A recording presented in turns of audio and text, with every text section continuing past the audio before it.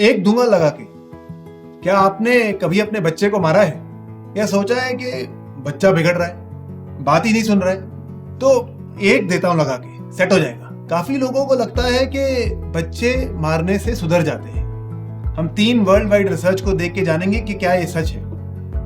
आप एक curious parent और अगले 5 मिनट हम बच्चों के बारे में बात करेंगे।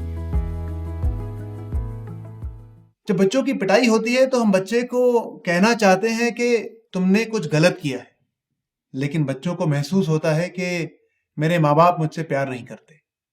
रिसर्च ने यह प्रूव किया है कि छोटे बच्चे कनेक्शन नहीं कर पाते मार का और व्यवहार का। लेकिन हम ये खाली पीली इमोशंस पर नहीं जाएंगे कि मारना नहीं चाहिए, बच्चे को चोट लग जाती है, देखने वाले का क्या। ये सब इमोशंस हैं। हम स्टैटिस्टिक्स को देखेंगे। तो उसके लिए चलिए हम चलते हैं इकट्ठे 1971 में स्वीडन में, जहां पे एक पिता ने अपनी 3 साल की बेटी को इतना मारा कि उसकी मृत्यु हो गई। She died.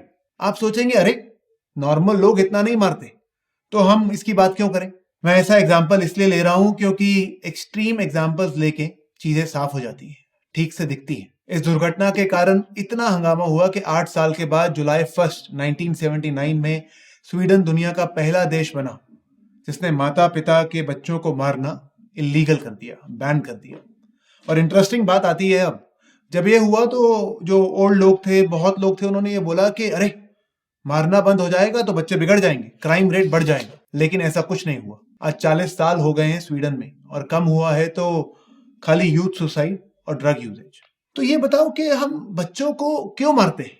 अगर किसी ये पूछोगे तो सबसे कॉमन जवाब ये मिलता है कि अरे बच्चे ने शैतानी की इसलिए मार रहे हैं। तो मतलब मारने वाले को लगता है कि बच्चे मारने से सुधर जाते हैं, मारना जरूरी है। अगर मारेंगे तो जो शैतानी बच्चे ने की वो बंद हो जाएगी। अब मारने के कारण उस टाइम पर तो शैतानी रुक ही जाती है क्योंकि बच्चा डर गया है, लेकिन लंबे समय में इसका बच्चे पर क्या असर होता है, क्या बच्चा सुधरता है। पिछले 50 सालों में इस क्वेश्चन पर बहुत सारी रिसर्च हुई है। हम इसमें से 3 रिसर्च उठाएंगे और उसके बारे में बात करेंगे। एक रिसर्च है, उन्होंने 2 तरह के बच्चे लिए। एक बच्चे जिनकी पिटाई होती थी, मतलब जोर से पिटाई होती थी, और दूसरे बच्चे जिनकी कभी पिटाई नहीं हुई। तो इन दोनों बच्चों को एमआरआई मशीन के साथ कनेक्ट कर दिया और उनको तस्वीरें दिखाई 2 तरह की, एक धमकी वाली फोटो और एक हंसती हुई फोटो, दोनों तरह की। एमआरआई मशीन जो सीधा दिमाग के सिग्नल पढ़ती है, उसने देख के रिसर्च ने यह साबित किया कि बच्चों को जिनको मार पड़ती थी उनका ब्रेन धमकी वाली फोटो देखकर बहुत ज्यादा एक्टिव हो जाता है।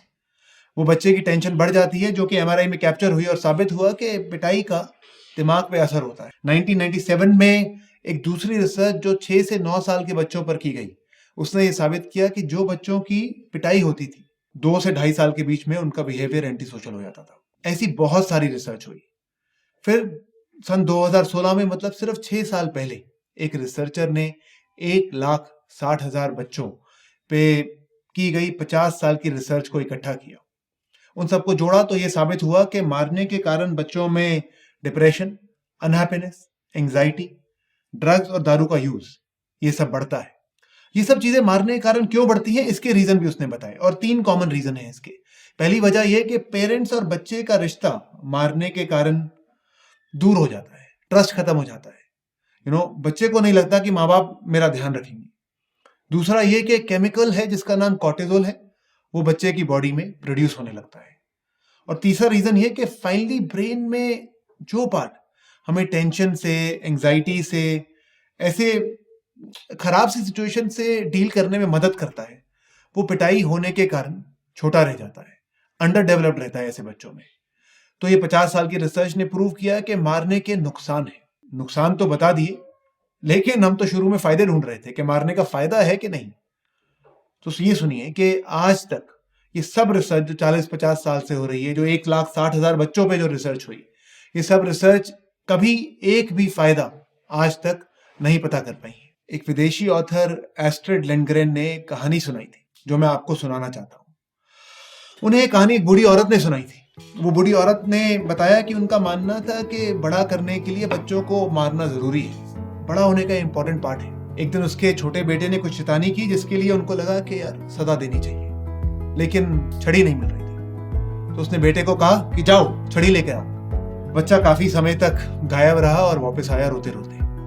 उसने कहा, माँ छड़ी नहीं मिल रही, लेकिन ये पत्थर मिला जो आप मुझ पे फेंक सकते हैं। वो बूढ़ी औरत ने बोला कि उस समय उसने पहली बार इस सिचुएशन को अपने बच्चे की नजर से देखा और वो रोने लगी। शी अंडरस्टूड के बच्चे को लगा होगा कि माँ मुझे मारना चाहती है तो पत्थर से ही मार ले।